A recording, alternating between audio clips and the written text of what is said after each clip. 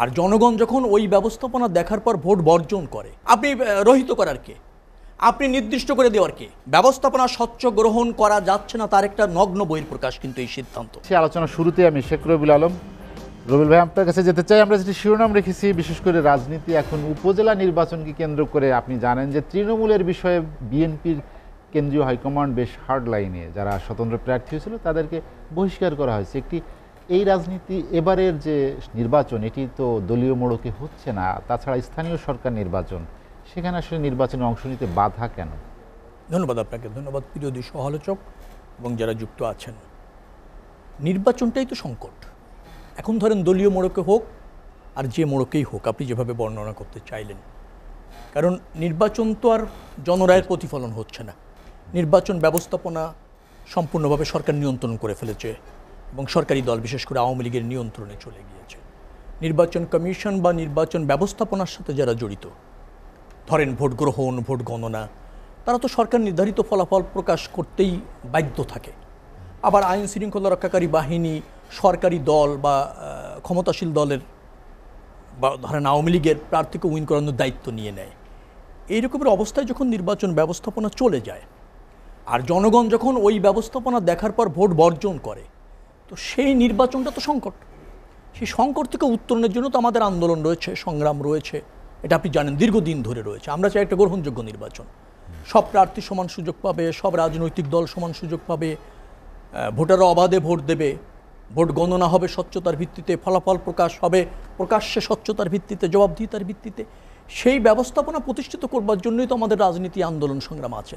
তার অংশ হিসেবে এই বর্জন, জাতীয় নির্বাচনও আমরা বর্জন করেছি এবং আমরা বলেছি যে একটা গ্রহণযোগ্য নির্বাচনের পথ সরকার তুমি রুদ্ধ করেছো, সেটা উন্মুক্ত করতে হবে এবং সেটি দলীয় সরকারের অধীনে ভালো হয় না।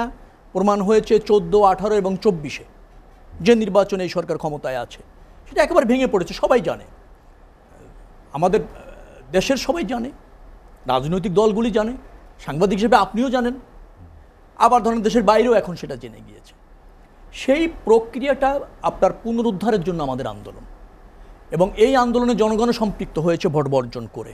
আন্দোলন সংগ্রাম চলছে গণতান্ত্রিক প্রক্রিয়ায়, তার অংশ হিসাবে হচ্ছে আপনার এই নির্বাচন। আমি এক কথায় বলবো নির্বাচনটাই তো সংকট। সেই সংকটটা যখন আবার সামনে নিয়ে আসে সরকার, তার বিরুদ্ধে অবস্থান নেওয়া এবং সেটাকে ধরেন কারেকশন করতে বাধ্য করার জন্যই তো বর্জন, অথবা ভোটদানে অনীহা, অথবা ভোট প্রক্রিয়া থেকে নিজেকে বিরত রাখা, পাশাপাশি আন্দোলন সংগ্রাম সবকিছুই। রবিউল ভাই, যেটি জাতীয় নির্বাচন নিয়ে যে অভিযোগ অনুযোগ আপনাদের, তার কতটা প্রতিফলন স্থানীয় সরকার নির্বাচনে আছে? কারণ এর আগে দেখা গেছে যে স্থানীয় সরকার নির্বাচনে আপনাদের অনেক প্রার্থী জয়লাভ করেছে। ভোট হলে তো আমাদের সব প্রার্থী জয়লাভ করে। জাতীয় নির্বাচনটা যদি ভোট হয় তো আমরাই তো গ্রহণযোগ্য সরকার হই, তাই না? তো সেই পথ তো রুদ্ধ।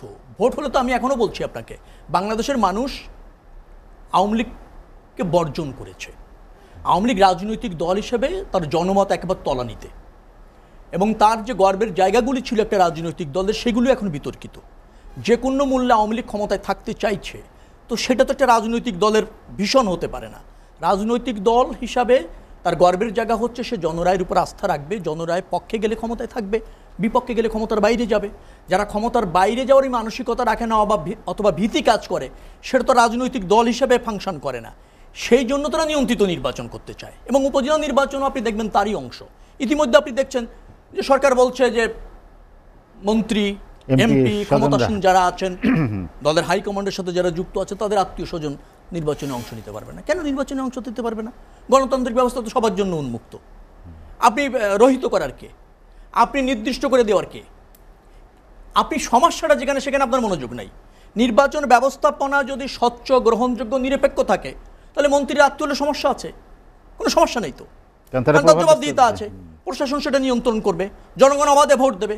কিন্তু দেখেন নির্বাচন ব্যবস্থাপনাটা কতটা ভেঙে পড়েছে এবং কতটা ক্ষমতাসীনদের নিয়ন্ত্রণে চলে গিয়েছে, যার জন্য তাদেরকে নির্বাচন থেকে বিরত থাকতে বলা লাগছে।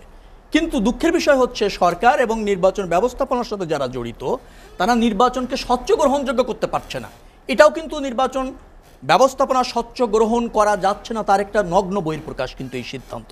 যে কথাটা আপনারা বলে আসছেন দীর্ঘ সময়ে, বলে না, যে কথাটি প্রমাণিত, যে কথাটি প্রতিষ্ঠিত, যে প্রক্রিয়ায় সরকার ক্ষমতায় আছে, সেটা আমি আবারও বলছি, নির্বাচনের নামে প্রহসন। সেটা হচ্ছে শুধুমাত্র তফসিল ঘোষণা করে দেওয়া এবং গেজেটের নাম প্রকাশ করে মেম্বার অফ পার্লামেন্ট করা। আমার পাশে 2 জন মেম্বার অফ পার্লামেন্ট বিগত সংসদের ছিল, নিশ্চয়ই সরকারের আস্থাভাজন এর ঘাটতি ছিল বিদায় মেম্বার অফ পার্লামেন্ট হতে পারেনি। 2 জনই বর্ষিয়ান পার্লামেন্ট, বর্ষিয়ান রাজনীতিবিদ। তার কারণটা কি? কারণটা হচ্ছে সরকার যে চাচ্ছে সে এমপি হচ্ছে, যে চাচ্ছে না তাকে এমপির বাইরে যেতে হচ্ছে, কৌশলের কাছে হেরে জনপ্রিয়তা গেছেন থাকার তারা। পরও। আর আমরা তো এমনি নির্বাচনে আপনার যে প্রক্রিয়ার বাইরে আন্দোলন সংগ্রামে ব্রত আছি।